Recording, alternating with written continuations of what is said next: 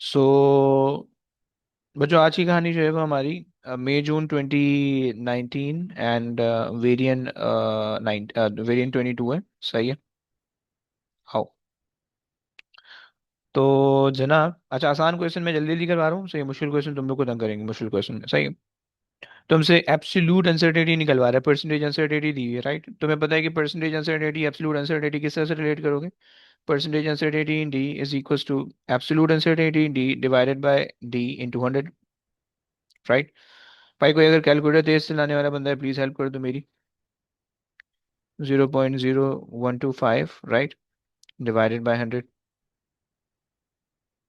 कितना आता है भाई?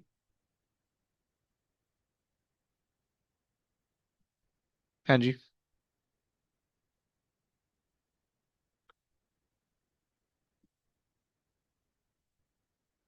कोई बताने वाले नहीं है यार, लावारिस छोड़ दिया यार, देखो कैसे काम चलेगा जिंदगी में ऐसे।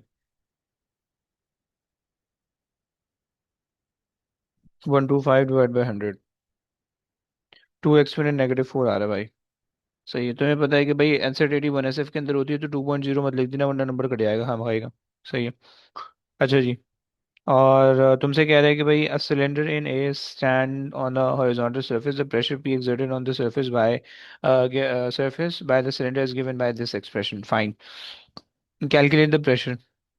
फॉर्मूला दिया हुआ है तुम्हें, वैल्यूज पुट कर दो, आ जाएगा। 4, वेट तुम्हारे पास है 0.38 Newton, divided by pi, diameter है 0.0125 and whole square, right?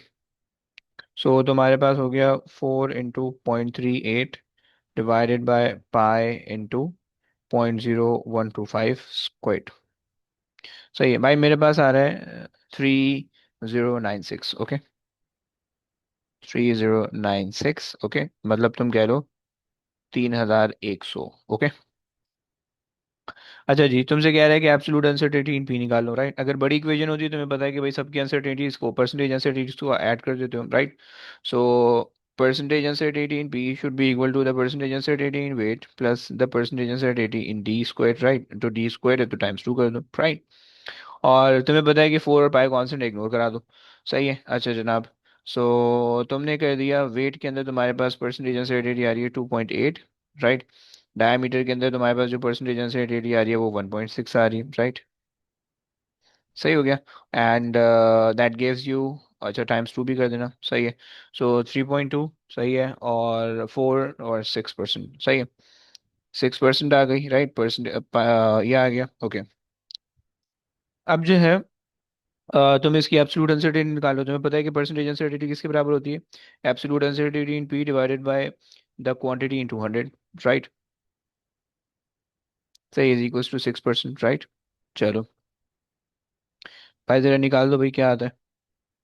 Delta P is equals to 6 divided by 100, right, into 3000। 3096 लिख दो या 3100 लिख दो, जो भी तुम्हारी मर्जी, राइट? सॉल्व कर लो। सो 6/100 इंटू आंसर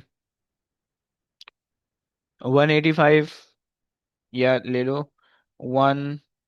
डेल्टा बी मेरे पास आ रहा है 180, 185.79। ओके। तुम्हें पता है कि भाई एब्सोल्यूट अनसर्टेनिटी 1SF के अंदर होती है। सही है। तो तुम इसको 200 कर दो। सही है। देख लेते हैं कि 1SF एक्सेप्ट कर, 2SF एक्सेप्ट कर रहा है, यानी 190 एक्सेप्ट कर रहा है या नहीं कर रहा। सही है। और उसके बाद आगे चलेंगे। अच्छा जनाब, जस्ट अ मिनट। मुझे जो है इसकी वैसे मार्किंग की भी चाहिए। अरे यार, शिट शिट शिट। और एग्जामिनर रिपोर्ट भी चाहिए। सही है। सही है। तो कुलजा भाई, सही, ये देख लो भाई, क्या तुमसे कह रहे हैं? अलाउ 1SF और 2SF दोनों चीज़ें तुमसे कह रहे हैं। सही हो गया। सो फिलहाल इसको वहीं लेके चलते हैं। सही, बार बार जो है ना हमें तंग करना पड़ेगा।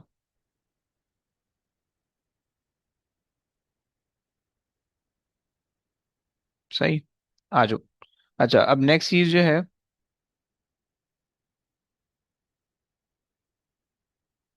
इसकी ना एग्जामिनर रिपोर्ट यहाँ पे खोल लेते हैं, एग्जामिनर रिपोर्ट। और एक और होशियारी मेरे पास है। सही, अरे खुल जा भाई। Examiner report view in full. आ जाओ। तो यहाँ से हम जो है ना खासा बात, यहाँ से हम जो है ना निकाल लेंगे इस बेचारे को, और यहाँ से हम काम चला लेंगे। ओके, आ जाओ भाई, बेहतरीन हो गया तुम। ओके। अच्छा वैसे ना इसकी देख लेते हैं कि ये हमें क्या कह रहा है। भाई तुम्हें अगर तुम्हारा थोड़ा टाइम वेस्ट हो रहा है तो आई एम सो सॉरी, लेकिन इंशाल्लाह जो है ना ये तुम्हारे नंबर अच्छे कर देगा। तुम्हें पता होना चाहिए कि तुम्हारे एग्जामिनर भाई साहब तुम्हें क्या कह रहे हैं। सही है। अच्छा, क्वेश्चन वन के लास्ट पार्ट के अंदर देख लो, तुम्हें दिख पा रही है? तुम्हें एग्जामिनर रिपोर्ट दिख पा रही है बच्चों? जी जी सर। ओके। तुमसे कह रहा है कि भाई most answers were correct, the most common mistake was not doubling the percentage uncertainty of the diameter during the calculation, the weakest candidate sometime confused absolute uncertainty with the percentage uncertainties and so try to find the final answer simply by adding the absolute uncertainty of the measurements. Okay, so ये हो गया। सही हो गया, perfect है। आ जाओ भाई। अरे यार ये वाला पेपर हम लोग ने दिया था। ये हमारा पेपर है, 2019 का पेपर है ना, मई जून 22। ये आपके भाई ने दिया था। खैर आओ, कौन करेगा भाई? फोर्सेस वाला क्वेश्चन है। और अच्छा, अब तुम लोग में से अगर कोई वीक हो तो मुझे बता दो, जो क्वेश्चन तुम्हें वीक लगता है ना, जिसमें तुम्हें लगे कि यार मैं वीक हूँ इसमें, ये मुझसे करवा लो। तो मुझे बता दिया करो, मैं सबसे पहले पूछ लूंगा। सही है। तो अगर तुम लोग में से किसी को लगता है, if anybody is interested in, तो मुझे बता दो प्लीज, कोई वीक है फोर्सेस वाला क्वेश्चन करवाने में? काइनेमेटिक्स और फोर्स दोनों है। यस। एनीबडी, देखो शर्माओ नहीं, कोई बात नहीं है। हाँ जी। जैनब या मरियम में से?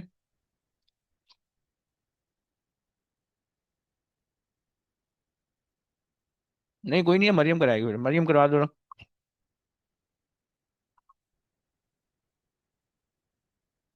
अच्छा, आपको पता है न्यूटन सेकंड लॉ जो है, वो आपके पास जो है, क्या कह रहा है? हो गया। अच्छा जी। अबे अभी रीड किया। तो second law, Newton second law जो है, तुम्हें क्या कहता है कि भाई तुम्हारे पास जो है ना, resultant force is equal to the rate of change of momentum. Hashir भाई जिंदा बैठा है? जी सर। अच्छा जी, जरा रीड कर लो भाई। A car of mass 850 kg tows a trailer in a straight line along a horizontal road as shown in figure 2.1. The car and the trailer are connected by a horizontal tow bar. Variation with time t of the velocity v of the car for a part of its journey is shown in figure 2.2. अच्छा एक बात बताओ, कि to बार के अंदर tension होगी, tension कहाँ को लग रही होगी, बता सकते हो? जहाँ पे रिजल्टेंट फोर्सेस के ऑपोजिट। अब क्या मतलब है? उसका क्या मतलब समझो भाई, मैं बिल्कुल ही जनरल जवाब दे। मतलब लेफ्ट साइड पे लग रही होगी ना। इधर देखो, जो टेंशन होती है वो पॉइंट ऑफ ऑब्जर्वेशन पे डिपेंड करता है। अगर तुम कार को as a point of observation लो तो टेंशन इधर लगेगी। ओके। और अगर हम्म। तुम ट्रेलर को पॉइंट ऑफ ऑब्जर्वेशन लो तो टेंशन इधर लगेगी। राइट? समझ रहे हो भाई? अब तुम जी जी। बोलोगे भाई दो दो क्यों लगेंगी, दो दो ही लगेंगी भाई।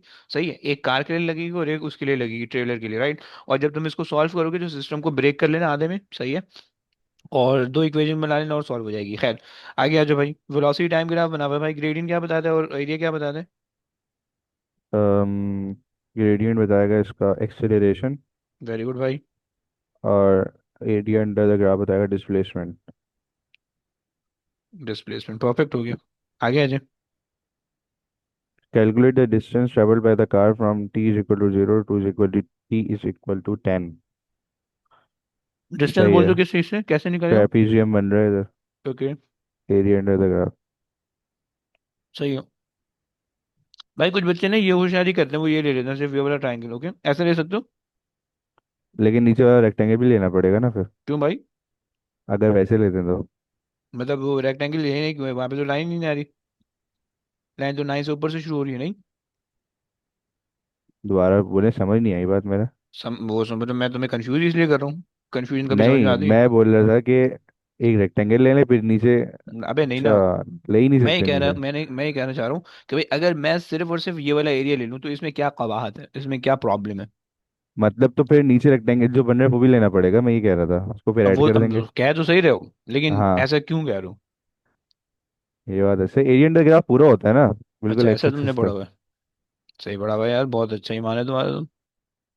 अच्छा जी, चलो बेहतरीन है। तो आपने कहा कि भाई distance is equal to area. हम बेसिकली एरिया को कहते हैं area enclose by the curve and the X axis. Maths के अंदर तुमने पढ़ा होगा, इंटीग्रेशन के अंदर, right? Under the curve, right? So तुमने किया कि भाई 1/2 into sum of parallel side 9.2। Hmm. सही है। प्लस पता नहीं क्या था, 14। अच्छा, 9 है, जस्ट 9 है। 9 and 14, एंड देन तुम्हारे पास आ गई इंटू हाइट, तुम्हारे पास आ रही 10। कर दो भाई, कितना हो जाएगा? 5 हो जाएगा यहाँ से, ये हो जाएगा 13। सही है। सो 13 into 5 भाई भाई एक बात बताएंगे, फरमाए। आपने 9+14 क्यों लिया भाई वर्टिकल आपके पास एक 9 है, है? एक जीरो से 14 है। 8 से स्टार्ट हो रहा है ना ये? क्या से भाई? 8 से स्टार्ट हो रहा है भाई एक्सेस। 8 से हो रहा है? गलत नहीं। तो जहाँ से भी स्टार्ट हो। अच्छा, सही मतलब है नहीं सही नहीं है। नहीं नहीं नहीं, तुम्हें समझ में नहीं आई तो दोबारा पूछो। मैं ये बोल रहा हूँ कि वाई एक्सेस 8 से स्टार्ट हो रहा है, तो हम जी। लोग जो पैरेलल साइड्स होती हैं, हाँ, तो उसका डिस्टेंस जो नहीं लेंगे? बिल्कुल लेंगे। एक अभी एक बस वो ट्रायंगल ही है। देखो मेरे भाई, ग्राफ में ऐसे बनाऊंगा अगर तो कोई मसला तो नहीं है। मेरे पास आ गया ग्राफ, ओके। हम्म सही, ये स्टार्ट कर दिया मैंने 0 0 से, राइट? यहाँ हम्म पे मैंने जो है ना बना दिया, ये मेरे पास आ गई कहानी। सही, जो तुम्हारी कहानी चल रही है वो मैंने ये सही है। बना दी। सही है। थोड़ा सा ये बना देते हैं। सही, ये मैंने बना दी कहानी अपनी। सही है। और ये हो गई, ओके। अच्छा जी, ये इन्होंने जो है ना ग्राफ को स्टार्ट किया भाई, ये 8 दिया हुआ है, ये 9 दिया हुआ है, ओके। एंड यहाँ पे कहीं हम्म पे 14 आ रहा है। सही है। और इन्होंने जो है ना ये टाइम जो है हमारे पास आ रहा है 10 का, ये आ रहा है 10 का, समझ रहे हैं? सही है। ये 10 का आ रहा है। आपने भी मुझे ऐसा बोला कि भाई एरिया अंडर द ग्राफ का मतलब है area enclose by the curve and the X axis, right? So hmm. Area enclose by the curve and the X axis, हाँ। सही है। सही हो गया। अब एरिया जो ये वाली पैरेलल साइड है वो क्या है? 0 से स्टार्ट करोगे क्योंकि enclose by the curve and the X axis है, राइट? लेकिन हमारा ग्राफ तो 8 से स्टार्ट हो रहा है ना? ग्राफ जहाँ से भी स्टार्ट हो, डजेंट मैटर ब्रो। अच्छा, सही है। हम इस ऐसा वो अभी उसके अंदर भी तो करते ना यार, क्या बोलते हैं जो क्या नाम है उसका, प्रैक्टिकल के अंदर भी तो हम ऐसा कर रहे हैं कि ग्राफ 0 से स्टार्ट नहीं करते, फिर जो वाई इंटरसेप्ट आता है वो हम ग्राफ से डायरेक्ट रीड नहीं करते, राइट? सही है। सही है। तो वो इसी वजह से भाई 0 से स्टार्ट हो या ना हो, देखो हमें ये पूरा एरिया लेना है जो कि under the curve and the X axis आए, राइट? समझ रहे हो आप? ओके, सही है सही है। सही है। बस ग्रा एरिया एरिया का आपको ये चीज़ पता होनी चाहिए। ओके, चलो। अच्छा, ये 13 होगा, 14 नहीं होगा, ओके। सो कर लो भाई, 13 + 9 22 इंटू 5 करोगे तो भाई कितना हो जाएगा? 100, 110, 110, राइट? समझ गया? आगे चलिए please. At time t is equal to 10, the resistive force acting on the car due to air resistance and friction is 510 Newton. The tension in the tow bar is 540 Newton, 440 Newton. For the car at time t is equal to 10 second, use figure 2.2, calculate the acceleration. अच्छा, अगर मैं अपनी इस car को ले आऊं नीचे, एक सेकंड। ये मेरे पास है कार, ठीक है। और ये आ गई नीचे, सही। सो अब इस पे सबसे पहले जो है ना, जो कुछ जब भी फोर्सेस वाले क्वेश्चन आएगा ना, सबसे पहले आप इसमें फोर्सेस ड्रॉ कर लो, सही। ये मेरी गाड़ी आ गई, सही है। इन्होंने मैं ये बोला कि रेजिस्टिव फोर्स एयर रेजिस्टेंस की वजह से है पीछे को, सही है। वो हमारे पास आ रही है 510 न्यूटन की, right? Tension in the two bar हमने कहाँ लगाई थी? पीछे को लगाई थी। ये भी हमारे पास आ गई 440 की, राइट? अगर आप स्पीड देखो गाड़ी की, अच्छा देखो ये किस टाइम से, for the car at time t equals to 10 second, right? अब देखो at time t equals to 10 second, अगर आप ग्राफ में चेक करो तो गाड़ी की कोई ना कोई कांस्टेंट एक्सेलरेशन है, क्योंकि कोई ना कोई ग्रेडियंट है, राइट? ऐसा समझ में आ रहा है? तो जी इसका सर। मतलब होगा there should be some resultant force, right? अच्छा जी, तो रिजल्टेंट फोर्स अगर अच्छा रिजल्टेंट फोर्स वैसे निकालनी क्या, एक्सीलरेशन बोल रहे हैं तो एक्सीलरेशन के लिए हम डायरेक्ट इसके ग्राफ का ग्रेडियंट ले लेते हैं, राइट, इंस्टेड ऑफ फोर्सेस पे जाने के लिए, राइट। उन्होंने आपको कंफ्यूज करने के लिए दे दिया, बट अगर इंस्टेड ऑफ फोर्सेस के अगर हम ग्रेडियंट ले लें तो हमारा काम निकल जाएगा, क्या कहते हो? सही है ना, कंफ्यूज करने की कोशिश कर रहे हैं लेकिन आपको समझ में आना चाहिए, सही है। सही सही। सो अबे यार, gradient is equals to acceleration, सही है। एंड आपने भाई ले लिया, 2 पॉइंट आपने ले लिए, सही है। वाई एक्सिस स्टार्ट हो रहा है 9 से 13 तक जा रहे हैं, सो 13 - 9, और एक्स एक्सिस जो है वो 0 - 10 है, राइट, सो 10 आ गया, कितना आता है भाई? सो 4 / 10.4, सही हो गया, 0.40, right. Use your answer to calculate the resultant force, resultant force के लिए भाई क्या फॉर्मूला लगाओगे? F = ma, right. 850 का मास है इंटू 0.4 की एक्सेलरेशन है, राइट, कितना बन जाएगा? 340 आ रहा है, सही है। अच्छा जी, अगले बार में तुमसे कह रहे हैं show that the horizontal forces of is acted on the car by the engine, right. अब तुम्हें पता है इसको यहाँ पे जरूरत पड़ेगी इसकी, हमें, सही है, इस पार्ट की इधर जरूरत पड़ेगी, राइट। अब हमारे पास ये गाड़ी है, सही है, इस पे ये दो बैकवर्ड फोर्सेस लग रही है, एक फॉरवर्ड फोर्स लग रही है, राइट। हमें नहीं पता कि फॉरवर्ड फोर्स कितने न्यूटन की है, राइट। सो हमने कहा कि भाई फॉरवर्ड फोर्स माइनस दो दो बैकवर्ड फोर्सेस हैं, 440 plus 510, right, equals ma, right. And अब आप सॉल्व कर लो, सही है। सो फॉरवर्ड फोर्स इक्वल्स 440, सही है, प्लस 510 इक्वल्स, अच्छा और प्लस कर लो, एम आपके पास है 850, सही है। अच्छा रिजल्टेंट फोर्स हमारे पास ये आ रही है प्लस 340, राइट। एड अप कर लो भाई, कितना बनता है? Answer plus 510 plus 440। सर ये ऊपर इसने रिजल्टेंट फोर्स पूछा हुआ था ना? जी भाई। ऊपर जो इसने पूछा हुआ था रिजल्टेंट फोर्स पूछा हाँ। हुआ था, तो ये वाला काम हमने ऊपर क्यों नहीं किया?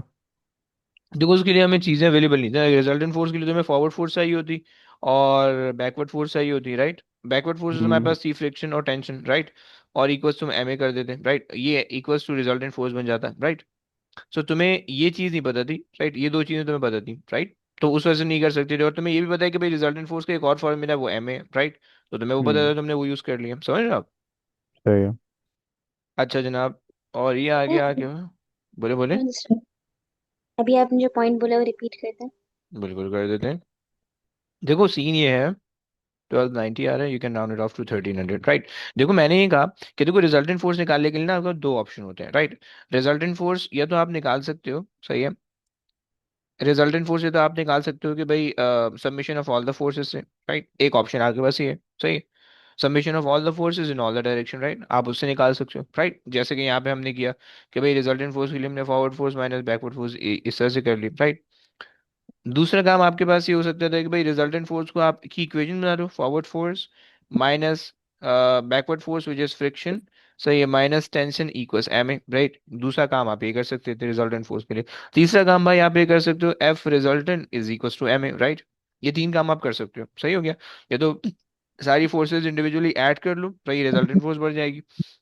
ये तो इस तरह से ऐड या सब्ट्रैक्ट वही चीज़ है, ऊपर वाली उसी की एक्सप्लेनेशन है, राइट। और थर्ड वाली ये चीज़ है कि रिजल्टेंट फोर्स को आप डायरेक्टली एमए से एक्सेस कर लो, राइट। अब जो चीज़ क्वेश्चन के अंदर मेंशन है उस चीज़ के हिसाब से आप फॉर्मूला पिक कर लो, समझ रहे हो? ठीक है सर। बस ये कॉन्सेप्ट है। अच्छा जनाब, इंजन की यूजफुल आउटपुट पावर, भाई फॉर्मूला क्या लगाओगे? आशिर फॉर्मूला क्या लगाओगे भाई? F V. भाई साहब very good. So power is equal to F V, okay. Force हमारे पास आ रही है 1290 या 1300 ले लो, सही है। और ये तुम काम करो 10 सेकंड पे, राइट, 10 सेकंड पे स्पीड 13 थी अगर तुम याद करो ग्राफ से, सही है। कितना आता है भाई?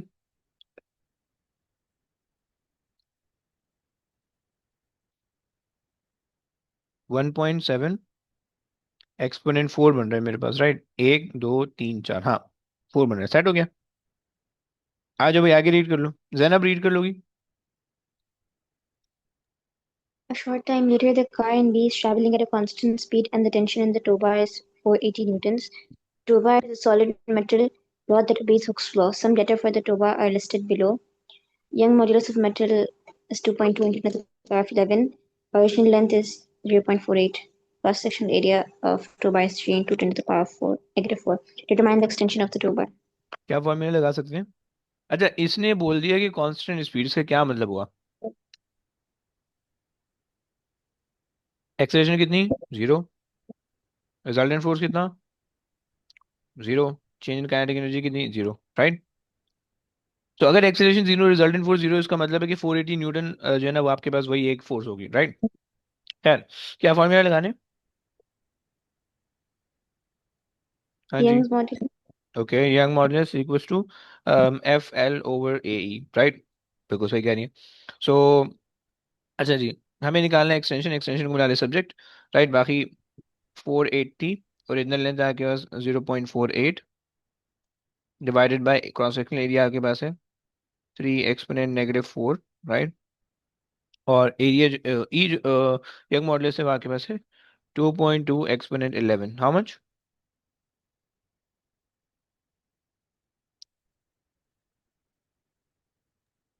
3.4 into 10 to the power of -6. 3.4 3.5 into 10 to the power of -6. -6। Okay, अच्छा जी।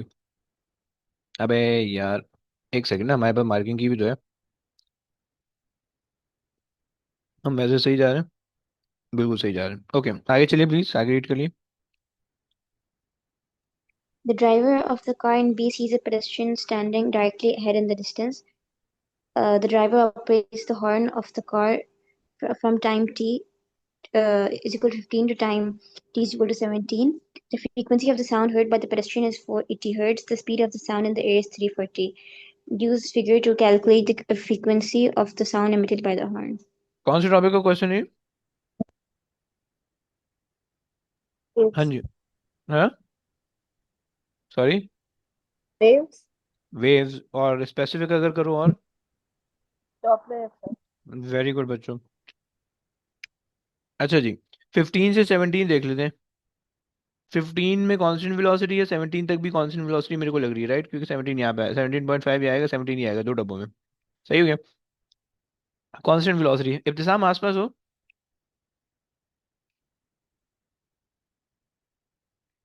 अच्छा बच्चों, फॉर्मूला क्या लगा सकते हैं? टूवर्ड वाला लगा लें, अभी वाला लगा लें? हाँ जी, क्या बताओगे? टूवर्ड वाला। टूवर्ड वाला क्यों भाई? कोई रीजन? अंग्रेजी से कुछ समझ में आ रहा है? मुझे तो मुश्किल लग रही है। Driver is heading towards the pedestrian. क्योंकि वो दूर है तो अगर उसके पास जाएगा ना ये। अच्छा, ऐसा होगा।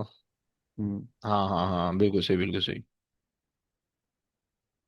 अच्छा जी, चलो मान लिया, सही हो गया, सही हो गया। आ जाओ भाई। तो एफ नॉट आपने कहा कि भाई 480, क्योंकि उसने कहा कि this is what he heard. Okay, and 340 divided by 340। 340 है ना, 330 कैसे आ रहा है?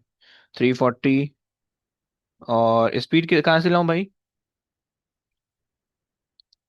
तो ग्राफ से देखनी थी ना। क्या बात है यार, और जीनियस लेवल। ओके भाई, 14 आ गई, एंड फ्रीक्वेंसी एफ आ गई, राइट? सॉल्व कर लो। सो 480 इंटू 340 माइनस 14, 330, 326, सही, डिवाइडेड बाय 340। हाँ जी, कितना?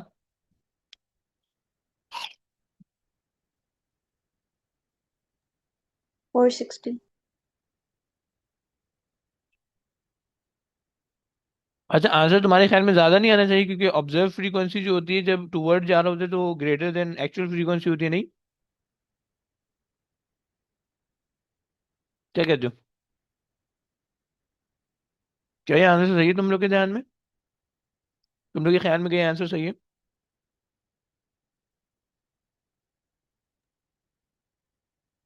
नहीं, ज्यादा आना चाहिए। अबे सही है। क्योंकि ब्रो, ये एक्चुअल फ्रीक्वेंसी ना, ऑब्जर्व फ्रीक्वेंसी तो ये वाली है, राइट? क्योंकि this is what the pedestrian heard. Okay, so this is going to be the observe frequency, ये एक्चुअल फ्रीक्वेंसी है, सो एक्चुअल से ऑब्जर्व ज्यादा आ रही है, राइट? क्लियर ना? जी। गुड। आ जाओ बेटा, मुझसे रीड कर लेगा। मुझसे पढ़ सकते हो क्वेश्चन, ये किसी और से करवा लो, क्या कहते हो?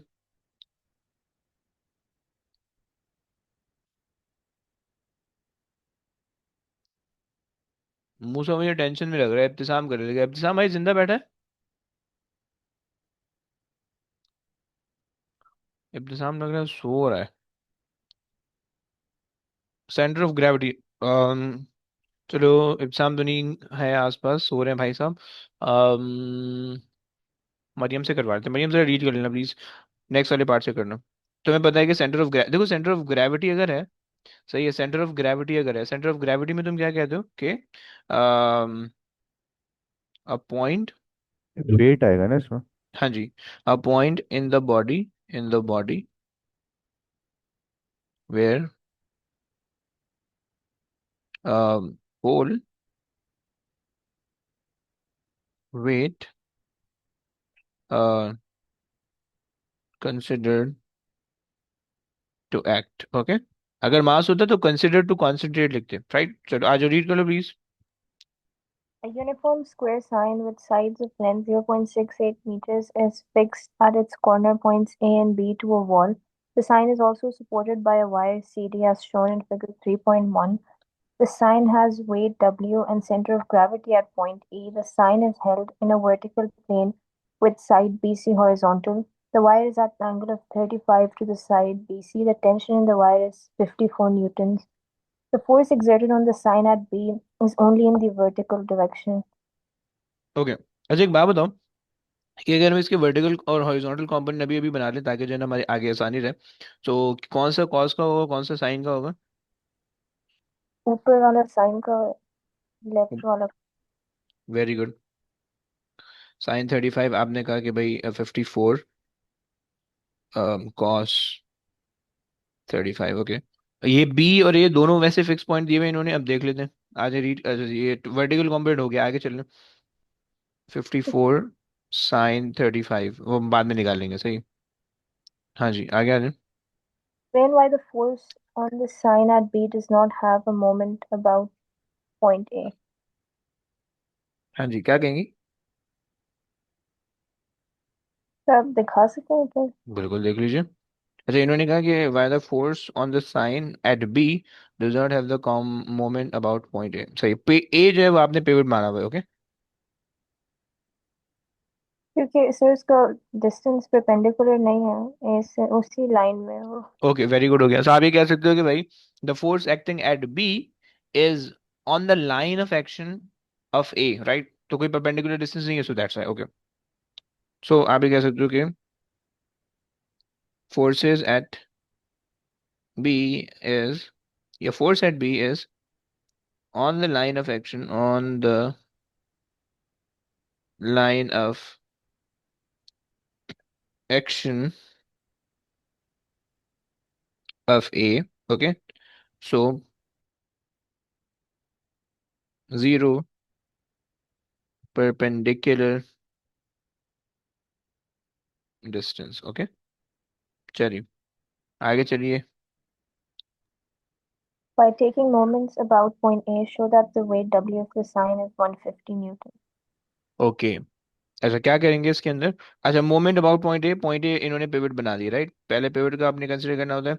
अच्छा जी, हम ये कह सकते हैं कि भाई clockwise moment equals to anti clockwise moment, right. Yes. So हमने कहा कि भाई clockwise moment is equals to, clockwise moment यार ये मोमेंट का साइन है, ये होता है, is equals to sum of anti clockwise moment, okay. चलो आ जाओ भाई। अच्छा जी, ए से हमने पहले सारी फोर्सेस देख लेते हैं। अच्छा, ए पे जो है एक फोर्स तो वेट लग रही है जो कि यूं घुमाएगी, right, which is going to be clockwise moment, right. एक फोर्स जो है वो यूं घुमाएगी which is going to be anti clockwise moment, right. और एक ये वाली फोर्स है, ये यूं घुमाएगी which is also going to be, ये घुमाएगी या नहीं घुमाएगी, क्या कहते हो तुम लोग? Well, 54 cos 35 rotates the board, क्या कहते हो तुम लोग? वो फिक्स्ड है ना सर। क्या चीज फिक्स है भाई? ये जो वो सी है। वो कह रहे ए पे फिक्स है, सी कहाँ पे? सी, अबे वो तो हमने सपोर्ट किया हुआ है ना। अच्छा सही। समझा नहीं मेरे ख्याल से, ऊपर से चली गई बात। समझा दें दोबारा। मैं समझाता हूँ, एक सेकंड, तो पहले मैं कैलकुलेशन कर लूँ वरना मैं फंस जाऊंगा, मैं याद करके बैठा हूँ। अच्छा जी, कितना क्या कहती हो? अच्छा पहले मुझे ये बताओ कि ये वाली फोर्स जो है, ये वाली फोर्स क्या मोमेंट जनरेट करेगी बच्चों? मरियम, यस? नहीं, नहीं, क्यों, रीजन? वो दीवार के साथ है क्योंकि। तो स्ट्रेट बी में, मतलब बी की डायरेक्शन में है। हाँ तो परपेंडिकुलर डिस्टेंस हमें चाहिए होता है, वो तो आ रहा है। नहीं, फोर्स और डिस्टेंस जो है वो परपेंडिकुलर होना चाहिए, राइट? सो सी पे एक फोर्स लग रही है इधर को, राइट? और इस पे जो डिस्टेंस आ रहा है ए से, वो परपेंडिकुलर डिस्टेंस तो है 0.68 का, नहीं? क्या कहते हो मूसा, आप क्या कह रहे हो? मैं कहा सर क्योंकि वो दीवार के साथ है तो वो हिल ही नहीं पाएगी। मतलब मान लो अभी ये बी नहीं है, मतलब मान लो वो कह रहे हैं कि भाई ये वाला पॉइंट हिल नहीं सकता अभी, राइट? क्योंकि देखो अभी अभी फिर भी फिलहाल नहीं तो। क्योंकि फिर वो उधर को बोल हिलेगी बोल। तो दीवार। बेसिकली वो उधर घुमाएगी, उधर पुश नहीं करेगी, वो गोल गोल घुमा देगी उसको, राइट? समझ रहे हो? ओके। मतलब जी। देखो, क्वेश्चन के अंदर अगर तुम्हें पिवट कोई मेंशन कर दिया, इसका मतलब है वो वाला पॉइंट मूव नहीं हो सकता, इसके अलावा जितने पॉइंट है ना वो मूव हो सकते हैं, राइट? मतलब तुम उसको इमेजिनरी मूव कर सकते हो, राइट? लेकिन वो चूंकि मूव हो इसलिए नहीं रहे because the system is in equilibrium, right? तो रोटेशनल इफेक्ट में नहीं दिख रहा है, ओके? तो लेट्स से कि भाई हमारे पास ये फोर्स है जो कि क्लॉकवाइज घुमा रही है, and these two forces are producing anti clockwise movement, right? So clockwise अगर हम देखें, सो क्लॉकवाइज हमारे पास आ रहा है weight times 0 point, centre from the distance लग रहा है, तो 0.34 कर लोगे तुम, राइट? ये क्लॉकवाइज मूवमेंट था, is equals to anti clockwise movement 54 cos 35, right? अब इसके लिए परपेंडिकुलर डिस्टेंस ये आ रहा है, राइट? 0.68 हो जाएगा इंटू 0.68, राइट? और इसके लिए वर्टिकल 54 sin 35 के लिए वो वर्टिकल डिस्टेंस आ रहा है, समझ पा रहे हो? सो इसके लिए जो है ना तुमने ये कर दिया। अच्छा एक सेकंड, मैं इसको जरा नीचे ले जाता हूँ।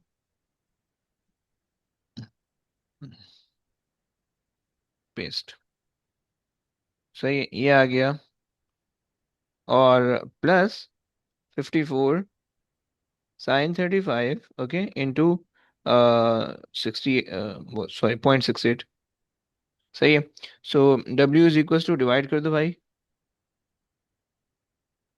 ये हमारे टाइम का ना सबसे मुश्किल क्वेश्चन था, किसी से भी नहीं हुआ था। और जब हम लोग पेपर दे के निकले थे ना, बाहर आए थे, फौरन फौरन ही पेपर लीक हो गया था, मतलब किसी ने सोल्यूशन भेज दिया था फौरन फौरन। सही, ये आ गया, आओ भाई निकाल दो भाई, प्लीज वैल्यू निकाल दो। 150.4। 150 भाई, प्रूव हो गया, ओके। अच्छा हाशिर, समझ में आता है तुम्हें, तुम्हें समझाएं? यस समझा हाशिर, दें सर। समझा दें, ओके आ जाओ, सुन लो। देखो सीन ये है, तुम ना इस सिस्टम को भी ऐसा अज्यूम करो कि ये जो है ना एक एक ब्लॉक है, सही? इस सिस्टम को अगर तुम्हें अज्यूम करना है ना, ये एक जो है तुम्हारे पास बोर्ड है, सही है? और ये बोर्ड जो है सिर्फ और सिर्फ यहाँ से फिक्स है, सही, सिर्फ और सिर्फ इस पॉइंट से ये बोर्ड फिक्स है, ओके? अच्छा मैं थोड़ा सा इसको ना नीचे कर दूं ताकि स्क्वायर क्यूब लग जाए, स्क्वायर लग जाए, राइट? ये यहाँ से फिक्स है, राइट? सिर्फ ये यहाँ से फिक्स है, ओके? अब ये यूं भी मूव हो सकता है, राइट? और ये यूं भी मूव हो सकता है, लेकिन वो जो सेंटर वाला पॉइंट है, ये कॉर्नर वाला पॉइंट है, ये फिक्स है, ओके?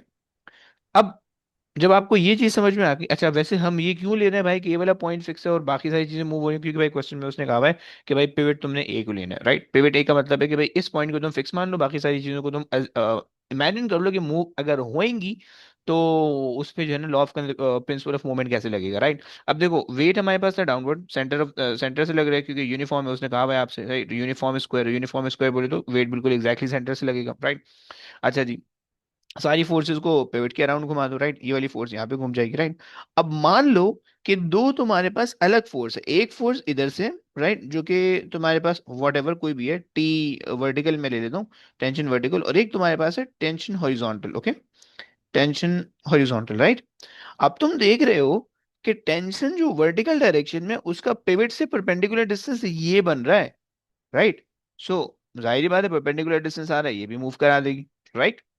एंड टेंशन का जो हॉरिजॉन्टल कंपोनेंट है ना, वो उसका परपेंडिकुलर डिस्टेंस भी पिवट से आ रहा है, राइट? सो जितनी फोर्सेस का परपेंडिकुलर डिस्टेंस आएगा तो वो जनरेट कर देंगी मोमेंट, राइट? समझ रहे हैं आशर? जी सर। अच्छा, अब एक प्रॉब्लम है भाई, फिर उसने बी पार्ट में ये क्यों बोला? उस कहाँ बी पार्ट, हाँ, उसने बी पार्ट में बोला force at B is not, sorry, उन्होंने कहा था कि explain why the forces on the sign at B does not have a moment about point A, right? तो ये क्या बात हुई? जब नेक्स्ट पार्ट में हम अबाउट पॉइंट ए मोमेंट ले रहे हैं, सही है, और प्रीवियस पार्ट में हम ये लिख के आ रहे हैं कि भाई नहीं होने वाला है कोई, तो क्या मतलब हुआ इसका? तो ऊपर देखो उन्होंने क्वेश्चन के अंदर कुछ मेंशन किया हुआ था, right? The sign has a weight W and the centre of gravity E, the sign held in a vertical plane, blah blah blah. Okay, the tension, okay, the force exerted on the sign at B is only in the vertical direction, right? B पे बच्चों उसने ये कहा हुआ है हमें, B पे जो फोर्स लग रही है ना, B पे, वो सिर्फ वर्टिकल डायरेक्शन में लग रही है, तो इधर को लग रही है, तो इधर को लग रही है, राइट? उसने B का कहा हुआ है, और हमने ये जो काम किया हुआ है ये C पे किया हुआ है, ओके? सो इसको B की तरफ डायरेक्टेड था, but it is not acting on B, okay? तो इसको पीछे वाले पार्ट से तुम कॉन्ट्रडिक्ट नहीं कर सकते हो, ओके? चलिए आगे आ जाइए प्लीज, आगे रीड कर लो. Calculate the total vertical force exerted by the wall on the sign at points A and B. Total vertical force, okay, कितनी होने वाली है? अच्छा जी, 150 तो ये आ गया है, और हमारे पास इसके अलावा कोई फोर्स आ रही है? ये वर्टिकल कंपोनेंट कितना आ रहा है इसका? वर्टिकल निकालना प्लीज. 34 cos, 34 sin 35, 54 sin 35 है, सॉरी. 31. ओके, तो अब इस बॉक्स पे एक डाउनवर्ड फोर्स है जो कि है 150 की, और एक अपवर्ड फोर्स है जो कि है 31 की, राइट? 31 की. तुमसे क्या कह रहा है? तुमसे ये कह रहा है बच्चों कि calculate the vertical force exerted, तो तुम्हें पता चल गया कि टोटल वर्टिकल बोला है, सही है? सो वर्टिकल में हमारे पास अगर तुम कार्ड बनाओ, सही है, अगर तुम कार्ड बनाओ तो कार्ड पे वेट आ गया डाउनवर्ड, सही है, 150, राइट?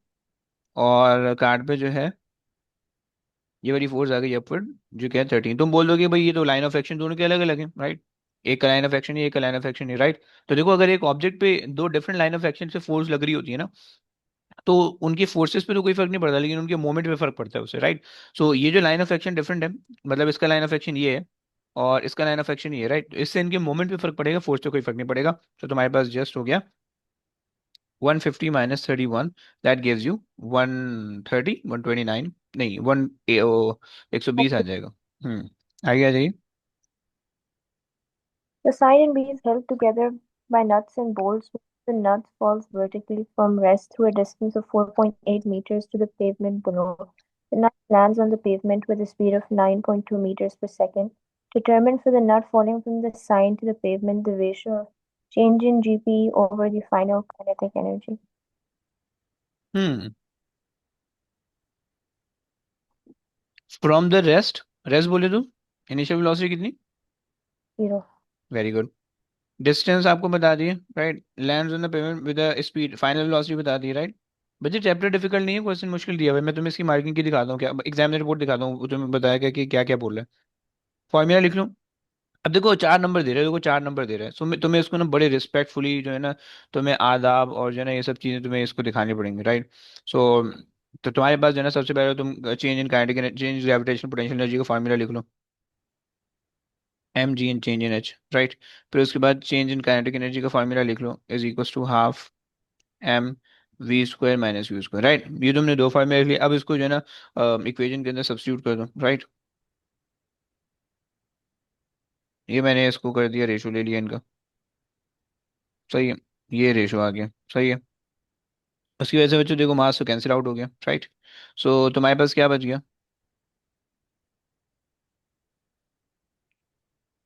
अच्छा जी ना, अब ये आ गया, सही है. अच्छा जी, 9.81 है, 9.81, सही है, इंटू एच मेरे पास है 4.8, right? Divided by initial velocity 0 है, 1/2 into final velocity 9.2 squared, okay? बस उन्हें फाइनल काइनेटिक एनर्जी, अच्छा जो फाइनल काइनेटिक एनर्जी बोलिए, सो फाइनल काइनेटिक एनर्जी में बस काइनेटिक एनर्जी का फॉर्मूला लिखो, बस ये काफी है. हाँ जी ब्रो, निकाल दो यार प्लीज, कोई निकाल दो यार. 1.1.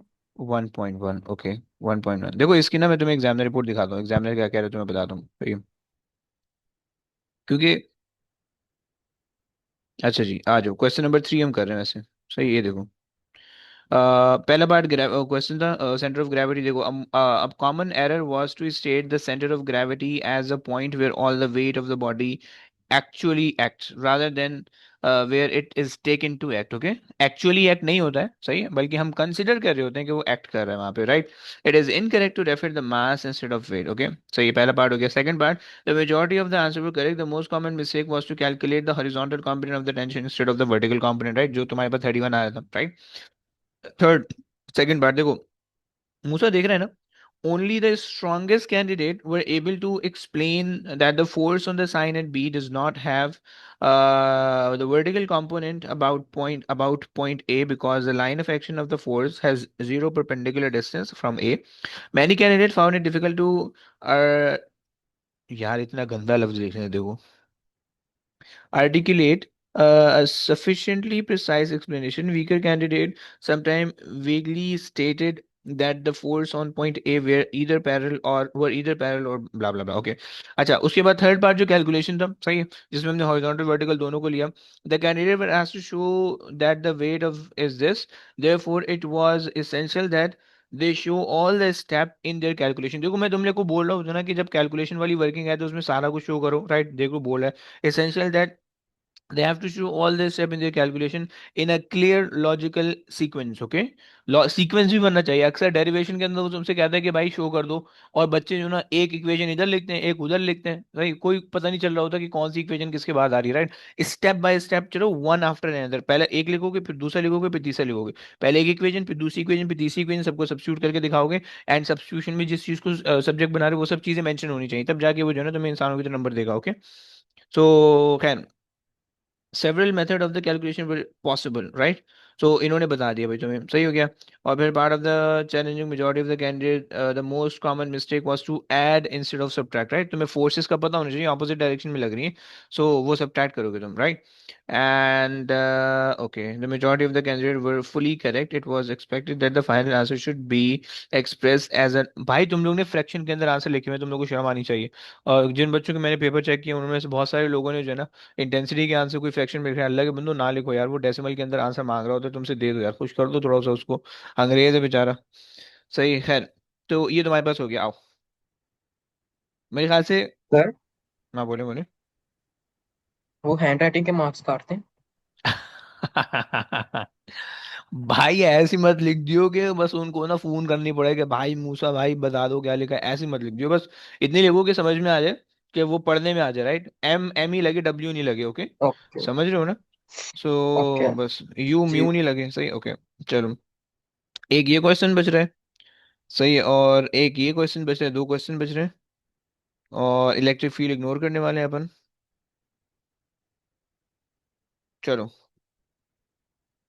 अच्छा, अब 2 मिनट के लिए क्लास, 2 मिनट के लिए नहीं, नमाज नमाज का टाइम होने लगा, सही है, क्लास रोकते हैं यहाँ पे। भागने की तो किसी को जरूरत नहीं है बेटा, बता रहा हूँ, सही है। वापसी आओगे जो जो नमाज पढ़ने जा रहे हैं ना, वापसी आओगे नमाज पढ़ के, बता रहा हूँ, सही है। मैं मीटिंग एंड नहीं कर रहा हूँ, नमाज पढ़ के आके 2 क्वेश्चन करेंगे फिर एंड करेंगे। ओके, तो मैक्सिमम में तकरीबन 15 मिनट लगेंगे नमाज में, और इंशाल्लाह 7:15 6:15 इंशाल्लाह क्लास स्टार्ट करनी मैंने। ओके, सो प्लीज, चलो। डिस्प्लेसमेंट क्या बोलोगे भाई? Point on a wave, a distance of the point on a wave or from mean position. From mean position, सही है। और चूंकि जो है ना ये वो है, क्या बोलते हैं, Progressive. एक सेकेंड, डिस्टेंस, सही है, from distance on a wave, on a wave, या डिस्टेंस नहीं ना, पॉइंट ऑन अ वेव, एक second. Okay, it is the distance from the equilibrium position.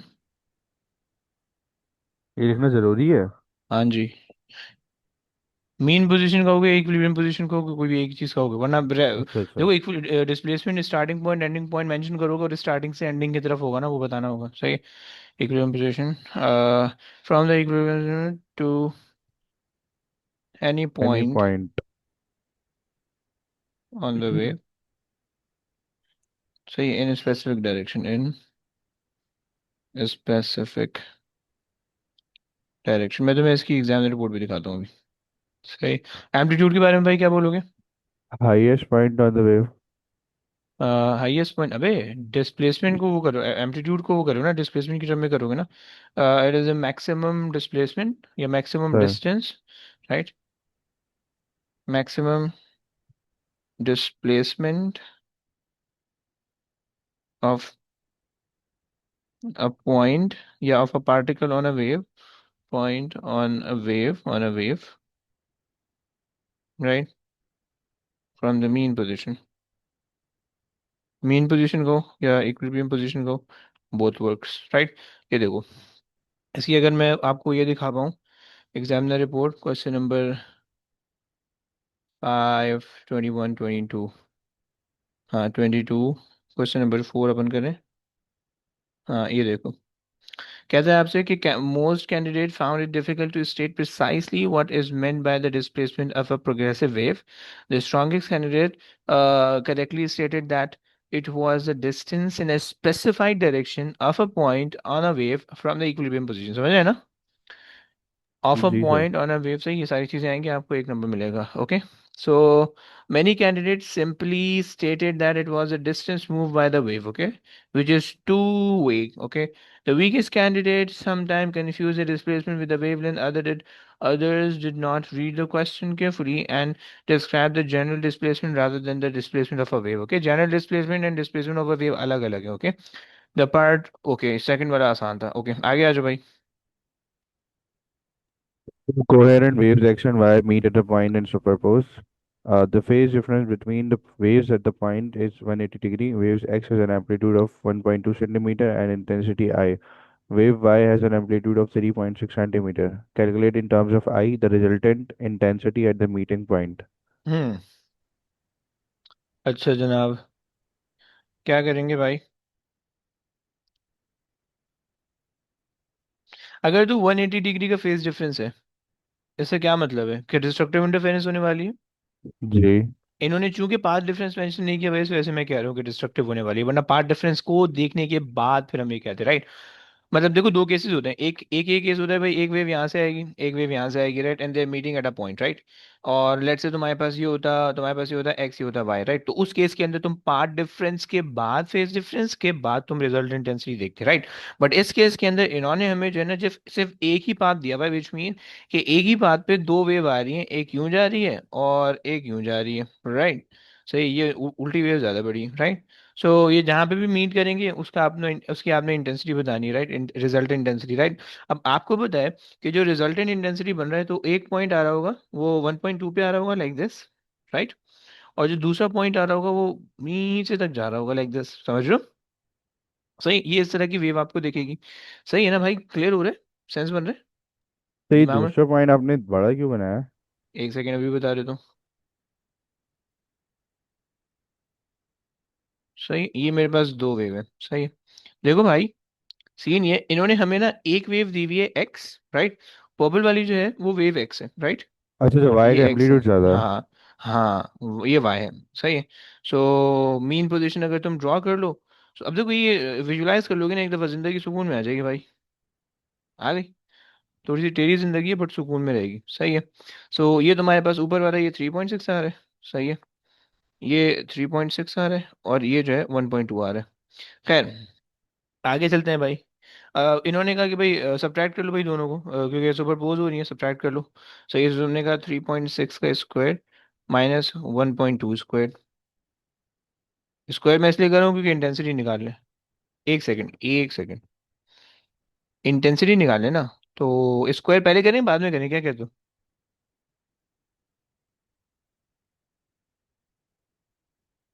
अच्छा, उसने कहा, देखो उसने कहा calculate in term of I the in 1.2 की जो है ना, उसको आई कह रहे हैं। सही है, थोड़ा सा कंफ्यूज कर रहे हैं भाई, थोड़ा सा फ्री हो रहा है।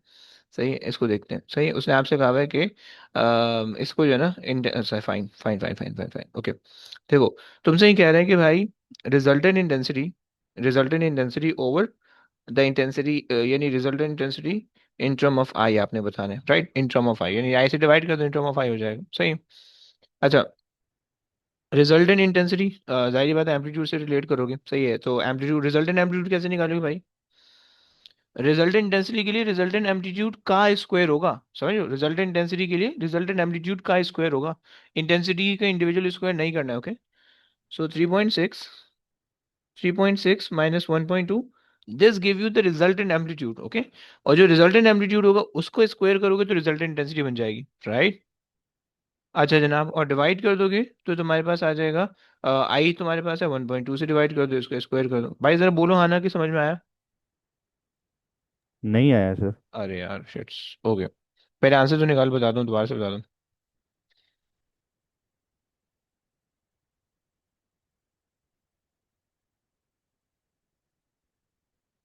कितना है?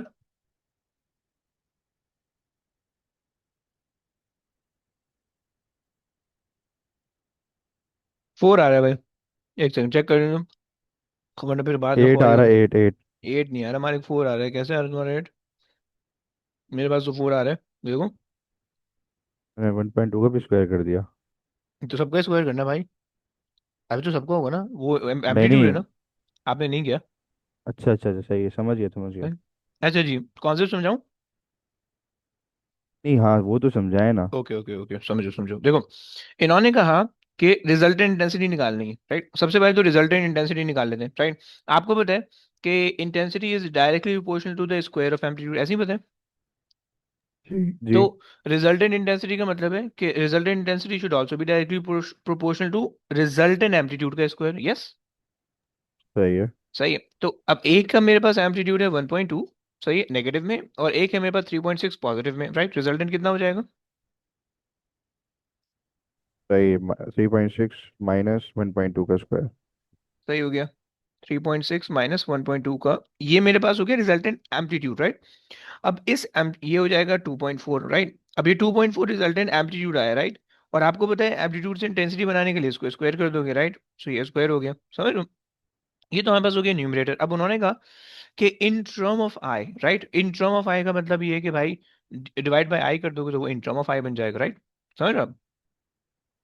जी सर। सही है, तो 4 आई की फॉर्म में आ जाएगा। सही,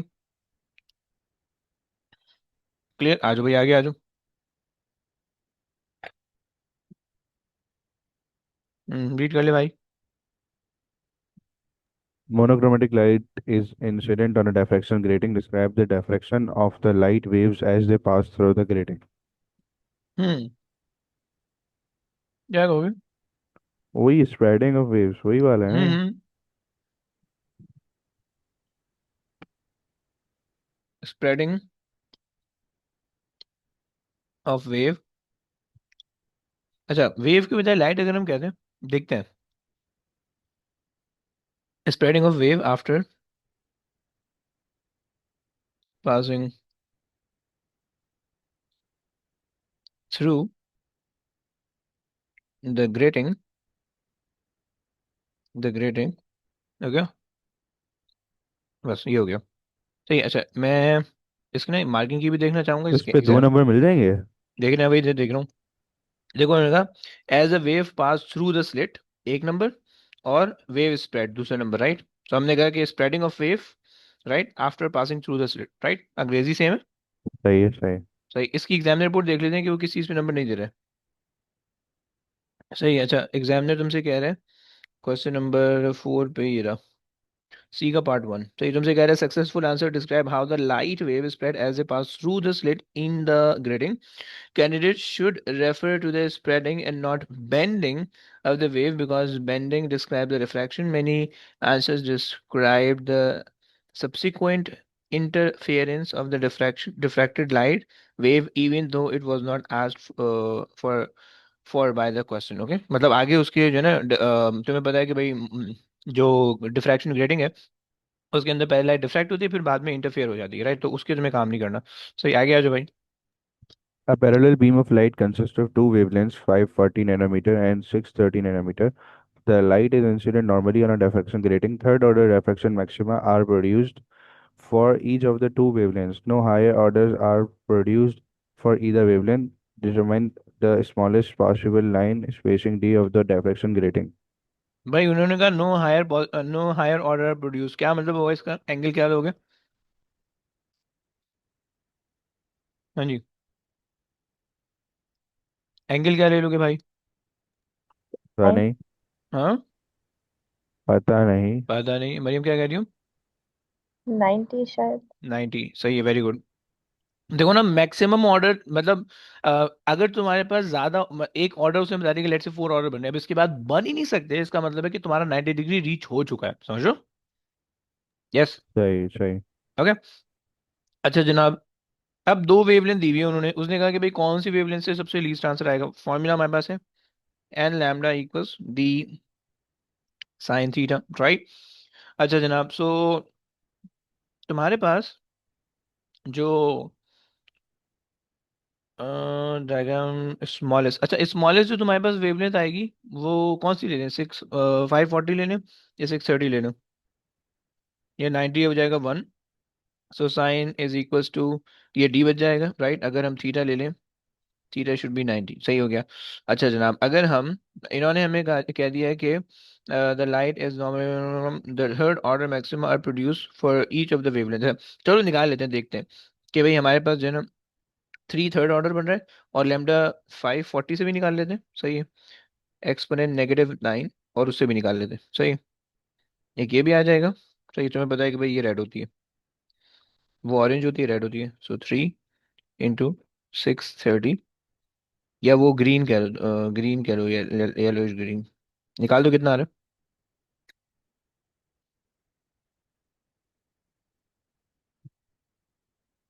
हाँ जी। तो ये पहला वाला जो आ रहा है, ये आ रहा है 1.62 × 10⁻⁻6। ओके।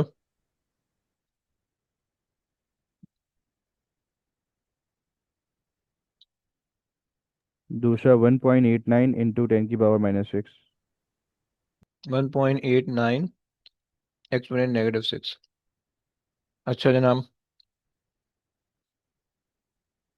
हमारे पास ये होना चाहिए, पहला वाला होना चाहिए उससे तो, ऐसे ही कह रहा हूँ। अच्छा जी, इन्होंने कहा each of the two wavelength no higher order are produced for either wavelength, okay. अच्छा अगर मैं,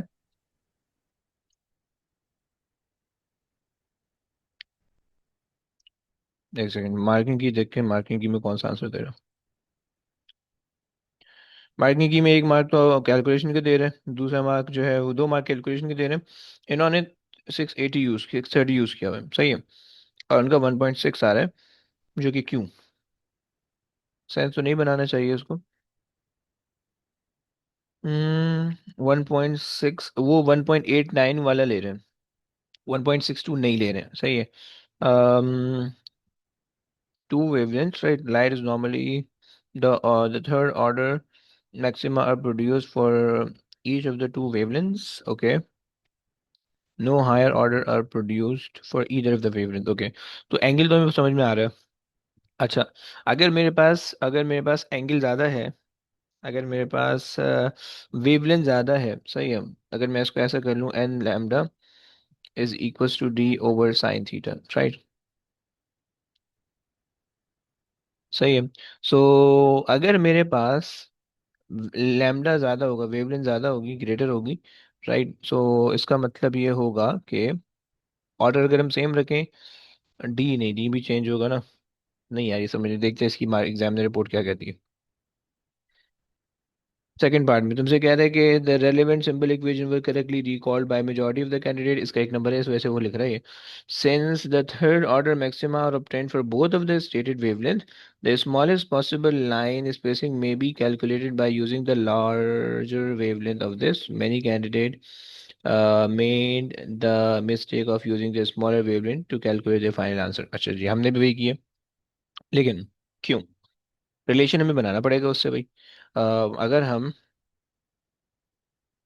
smallest possible line spacing, okay,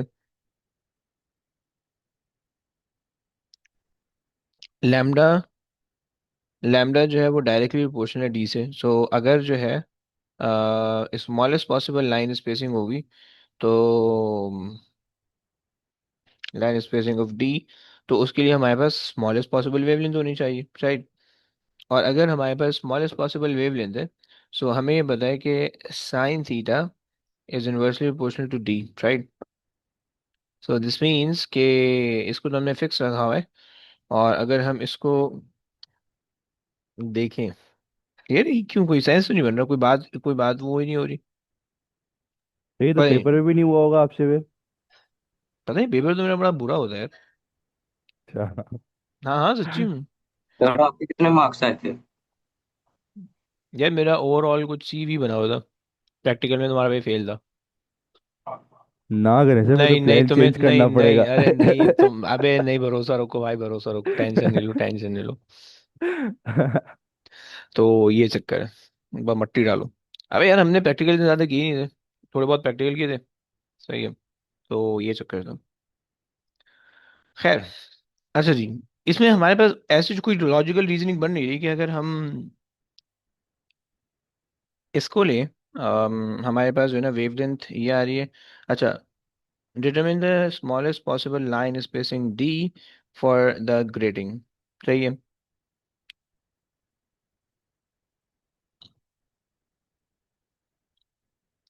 नहीं यार ये नहीं पढ़ रहा मेरे, देखते हैं इसको कुछ करते हैं, सारी बनाते हैं, आगे आ जाओ, आगे आ जाओ।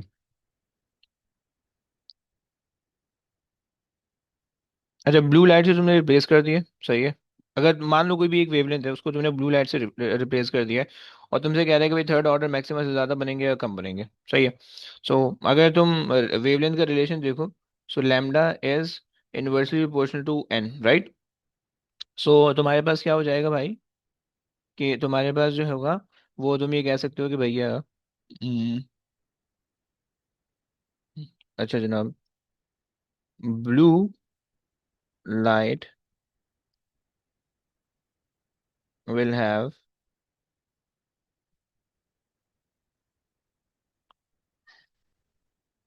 द स्मॉलेस्ट, ये स्मॉलर वेवलेंथ, स्मॉलर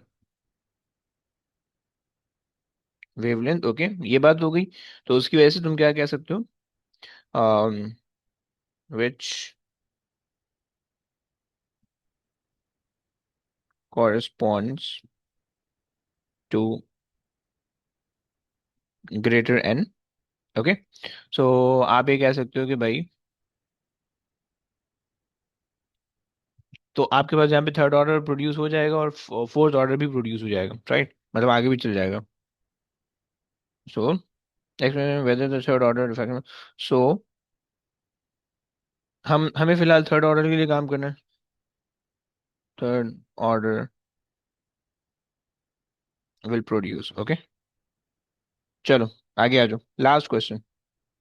कौन करेगा, मूसा नहीं करवाया, मूसा ने कोई क्वेश्चन नहीं करवाया, मुझसे रीड कर ले बेटा।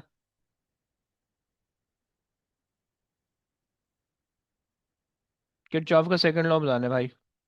किरचॉफ के सेकंड लॉ में हम क्या कह रहे होते हैं कि करंट अम, लॉ है ना सर? नहीं, करंट पहला वाला होता है, अरे। सही है।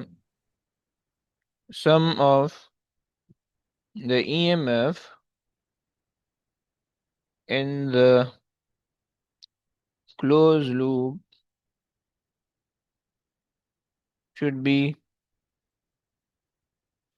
equal to the sum of PD across the loop, okay।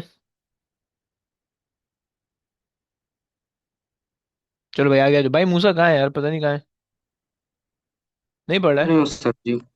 आज आज रीड कर लेना A भाई। battery of EMF 5.6 watt and resistance R is connected to two external resistors as shown in figure 5.1. The reading on the voltmeter is 4.8 V.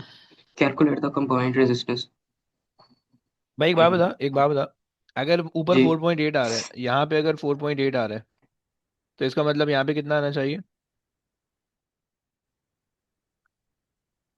हाँ जी, इन दोनों points के बीच between कितना आना चाहिए।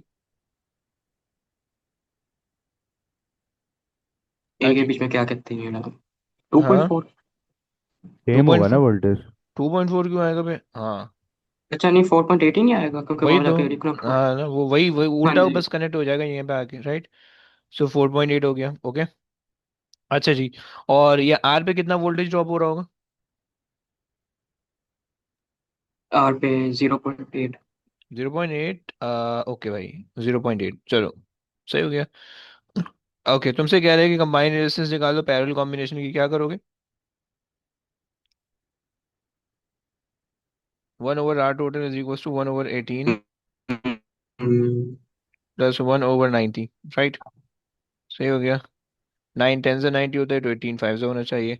सो ये हो जाएगा 5/90 plus 1/90, right? 6/90, 90/6, right? So R total will be 90/6, right? So 3 2s are 3 3s are, and 2 15 आ जाएगी। सही, आगे चल भाई।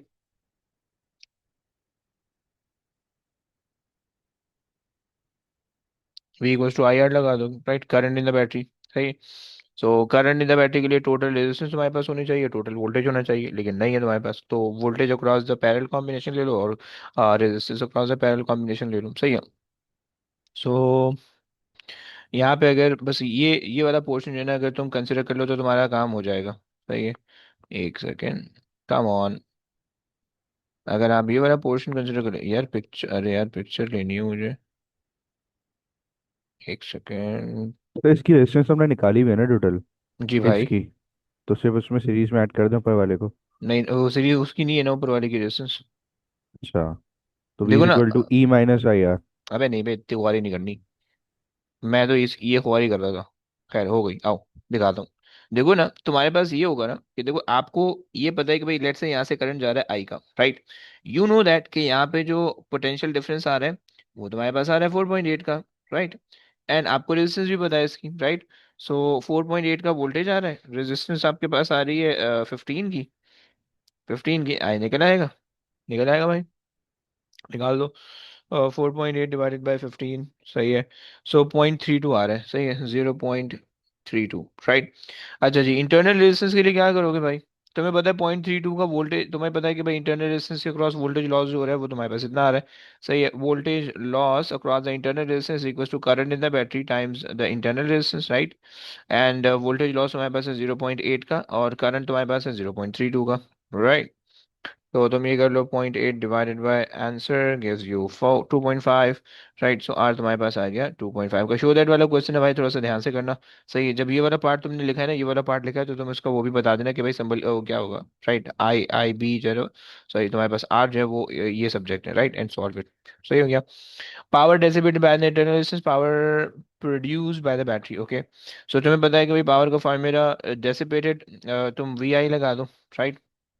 अब अगर तुम यहाँ पे ले रहे हो, सही है, तो power dissipated by the internal resistance, तो तुम उसके लिए कर सकते हो I V I, V I, right? और यहाँ पे भी तुम वी आई कर सकते हो, राइट? अच्छा जी। अब आपके पास, सही, ये आपके पास हो गया रेशो। सही। अब आपके पास जो करंट इन द बैटरी है वो दोनों के दोनों केसेस के अंदर सेम है, तो आप इसको कैंसिल कर दोगे, राइट? सो आपके पास जो इंटरनल रेजिस्टेंस के अक्रॉस जो वोल्टेज आ रहा है वो 0.8 का आ रहा है, राइट? और इसके अक्रॉस जो वोल्टेज आ रहा है वो आपके पास आ रहा है total power produce by the battery. तो टोटल पावर प्रोड्यूस जो है ना वो 5.4 है। सही हो गया। कर दो भाई, कितना आता है?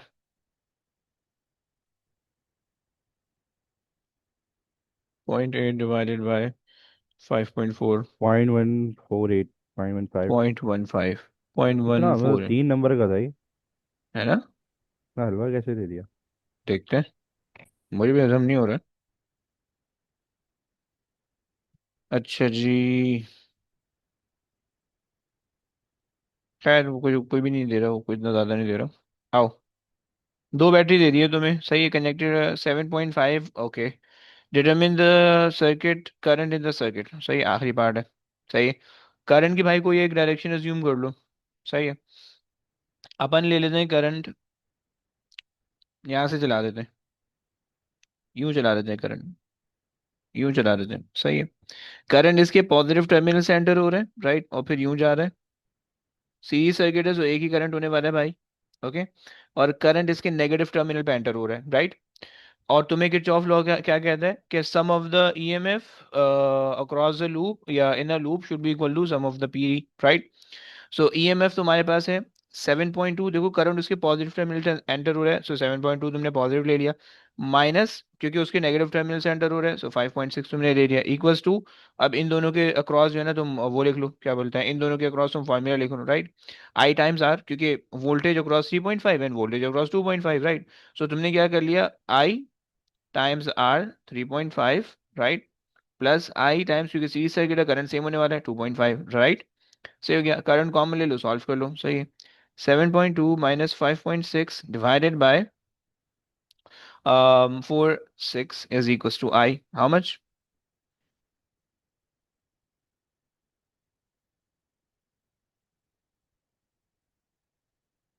मेरे पास आ रहा है zero point point zero two six six six okay, 0.27। 0.27, okay भाई, बढ़िया आ रहा है। ओके, आखिरी पार्ट आ जाओ, फील्ड लाइन फील्ड, ये दो पार्ट जो छोड़ दो, सही है। अब ये पार्ट तुम कर सकते हो, तुमसे कह रहा है particle P has a mass of 0.1 you, right. You की जो वैल्यू होती है वो ऊपर मेंशन होगी 1.67 exponent -27, okay, and charge of -1 E, right. E की जो वैल्यू होती है वो तुम्हें पता होनी चाहिए 1.6 exponent -19, right, where E is the elementary charge, right? Particle P and an alpha particle are in the same uniform electric field. Calculate the ratio of the magnitude. अबे यार छोड़ो इसको, ये पार्ट छोड़ दो, सही है। लास्ट पार्ट, तुमसे कह रहा है कि particle P is a hadron composed of only two, what? Okay, only two quarks, right? So hadron with the two quarks are called mesons, okay? सही है, और उसके अंदर भी फिर एक क्वार्क होता है और एक एंटी क्वार्क होता है, सही है। अच्छा, उसके बाद one of them is a down quark, okay, by considering the charge determine the possible type of the other quark, okay. So P का चार्ज क्या है? अच्छा देखो, पी का उसने चार्ज बताया -1, राइट। सो तुम्हारे पास उसने एक चीज बता दी है, डाउन क्वार्क है, डाउन क्वार्क का मतलब होता है -1/3, 1/3, right. This is the down quark, okay. So अब तुम्हें क्या बनाना है, तुम्हें बनाना है तुम्हें एक और क्वार्क लेना है, राइट। हम जो है ना, ये मीजॉन है, हमें पता है कि इसका एक एंटी एंटी क्वार्क आना चाहिए, राइट। सो अगर तुम एंटी डाउन लोगे तो उसमें +1/3 आ जाएगा, तो वो 0 बन जाएगा, राइट। अगर मैं एंटी अप ले लूँ so that gives me -2/3, right. So और अगर मैं इन दोनों को कंबाइन करूँ so -1/3, right, -1/2/3, right, gives me negative -3/3, that is basically 1, right. So मैंने कह दिया कि भाई anti up, anti up, clear हो गया बच्चों, यहाँ तक की कहानी समझ में आती है? चलो, अच्छा जी, ये वाला पेपर तो हमारा हो गया। जैनब कुछ, मरियम कुछ पूछ रही हो? बाकी छोड़ दो, अब आप, अच्छा जी आ जाओ। अच्छा, एक जो ये चीज़ बच रही है इसको भी देखते जाओ भाई। देखो तुम्हारे पास यहाँ तक तो हमने दो आंसर निकाल लिए, राइट, लेकिन कोई फायदा नहीं है, देखो तुम्हें ये पता है कि भाई तुम्हारे पास जो है, जो डिफ्रैक्शन होगी, राइट, उन्होंने कहा कि भाई तुम्हारे पास जो, अगर तुम्हें डिफ्रैक्शन करनी है, सही है, तुम्हें पता है कि भाई lambda is directly proportional with the theta, right. तो अगर तुम लैम्डा इंक्रीज करोगे, तुम्हें थीटा तुम 90 रखा हुआ है, राइट, तो greater lambda would produce greater diffraction, right. और greater diffraction basically comes when you have the smallest possible line spacing, right. So देखो, अगर तुम वेवलेंथ की वैल्यू छोटी ले रहे हो, वेवलेंथ की वैल्यू अगर तुम छोटी ले रहे हो, तो तुम्हारे पास जो डिफ्रैक्शन होगी वो तुम्हारे पास कम होगी, right. So if you want the greatest diffraction, so you have to go with the smallest possible line spacing and the greatest possible wavelength, right, to give you the great diffraction, right. So that's why we should have to go with this option, right.